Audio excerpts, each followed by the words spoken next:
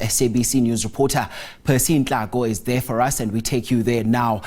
Percy, a very good morning to you. Thank you so much for your time on the agenda this morning. Reports of death threats yesterday were coming in. What more do we know, and who was threatened, and what's the security like this morning? Good morning, Mkolisi, and good morning to the viewers at home. The security is tight here. Yesterday, SAFA had a press conference where they did point out that some of the delegates to the Congress have received death threats, and they have strengthened the security. I can see in front of me about 2 or 3 police cars, and I've seen a number of police here.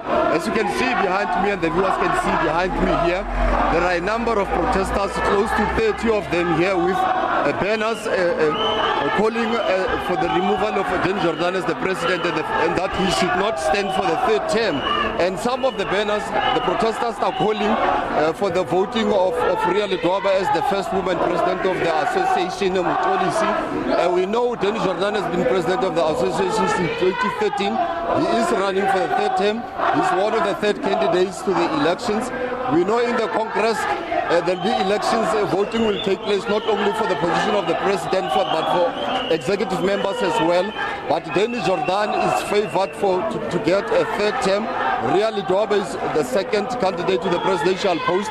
There's also Soli Motlabeng from the Tshwane region, is the president of that region. But as I say, behind me, the viewers can see here, we've seen some of the former football players like Lavas Mothala, and some people who are involved in football in the country in some way or the other. They are voicing the distaste of the fact that Jordaan is standing for the 3rd term to be president of the association policy. We know the association has fended off 2 legal challenges against Dennis' candidature to the presidential post, and they tried to interdict the Congress from taking place, saying there are some things that needed to be sorted out before the elections can take place. But what I can also tell you, as this is going on here, on the 3rd floor where the Congress is happening, it seems everything is going smoothly there. Earlier when we got here, the media, we were chased away from the 3rd floor. We were told that because of security concerns, we are not supposed to be anywhere near the room where the elections will be taking place. We saw the delegates going in, collecting their accreditation, and we were told that the Congress is going to start at 10 o'clock. I can tell you now, although I haven't been there because it's been some time since we last saw the delegates to the Congress going up, that the elections are probably taking place there. But as I pointed out earlier, you can still hear the protesters singing behind me, policy.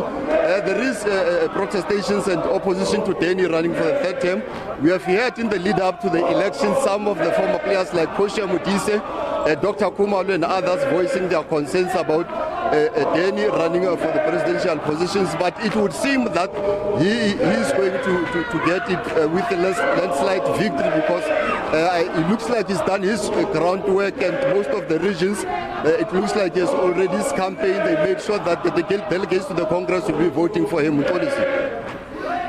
Percy, let's talk about the voting process itself. I understand it's quite an elaborate process. If you can hear us there, because I know there's a noise behind you. Tell us about the voting system in terms of who's eligible to vote, the number of rounds of voting, and can we expect the results today?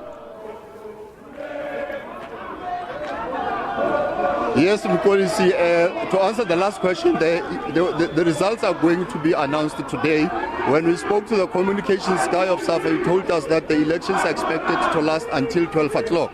As to the voting process itself, I can tell you that SAFA has got 52 football regions in the country. Each region has sent a delegate, but last week we were told that 2 of the regions were still, the credentials were still being verified. There were outstanding disputes that needed to be sorted out before they can go in to vote. About 50 of the regions had sorted out the issue and they were eligible to vote.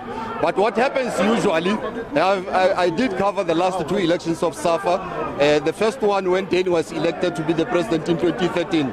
The 50 regions as well as the special members of SAFA, we know the PSL, the vice president of SAFA, one of them has been the chairperson of the PSL, Dr. Ivan Khoza. So each region has got 1 vote And then once those have voted, but I pointed out earlier that it is not only the presidential position that is contested. There are other executive member positions that are contested, and also the post to the provincial office. So each delegate from the 52 regions will cast their vote, and once the votes have been cast, they will be counted. And of the 3 candidates to the presidential position, the one who receives the most votes is going to be the president in policy. Percy, let's zoom in a bit on the candidates. Do you think the candidates have done enough to get their message out there? I mean, is Danny Jordaan a shoe-in? Is Rian Letoba's case to stop the presidential elections was dismissed, and little is known about the other candidate, Sole Mohlabeng? Can you just expand for us on that a bit? Rian Letoba, we know that she's been involved in soccer for years.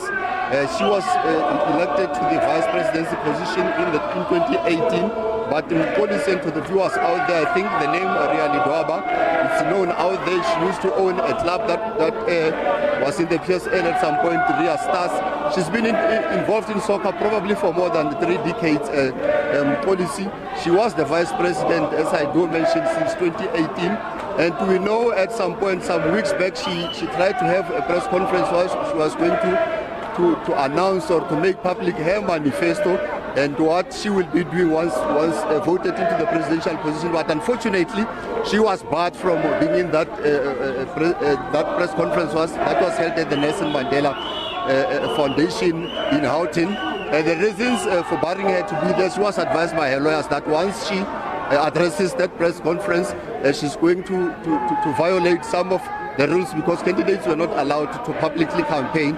So she stayed away from that public conference, the press conference rather. So I have a feeling that the 2 other candidates, Sole Mohlabeng as well, other than Danny Jordaan, have not been allowed or rather afforded the opportunity to campaign as much as Danny has been on the presidential post. And there have been accusations that he has also used the resources of the association to campaign. And as I say, we saw this week a number of press conferences was held just before Banyana left to Morocco, where they'd be taking part in the African Women's Championship. And then he had a press conference a day later to announce that each player, once Banyana win the competition, each player will receive about 400,000. And some people who are opposed to him running for the elections are saying he has been using the resources of the organization to campaign so that he gets the position of the presidency in policy. All right. Live for us there at the South African Football Association's elective Congress in Johannesburg is Percy Nkatlo, our reporter there joining us live.